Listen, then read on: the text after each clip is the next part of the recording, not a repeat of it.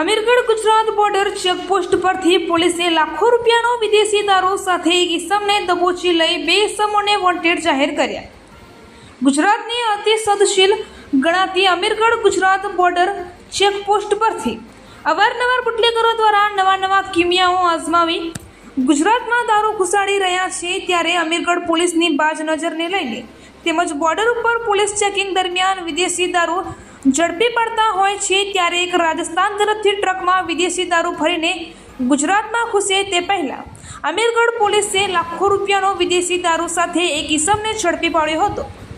પોલીસે ટ્રકમાંથી વિદેશી દારૂની બોટલો નંગ 6,960 જેની કિંમત રૂપિયા 34 લાખ ઉપરાંતનો વિદેશી દારૂ તેમજ ટ્રક સહિત વિદેશી દારૂની કિંમત રૂપિયા 44,000 લાખ ઉપરાંતનો મુદ્દામાલ કબજે લઈ ટ્રક ચાલકને ઝડપી પાડી અમીરગઢ પોલીસે કાયદેસરની કાર્યવાહી હાથ ધરી હતી। તેમજ માલ આપનાર અને ટ્રકમાં વિદેશી દારૂના જથ્થાનો માલ ભરી આપનાર એમ 2 ઇસમોને વોન્ટેડ જાહેર કરી વિદેશી દારૂ રાજસ્થાનથી ગુજરાતમાં કયા લઈ જવામાં આવતો હતો તે દિશામાં અમીરગઢ પોલીસે તપાસના ચક્રો ગતિમાન કર્યા હતા।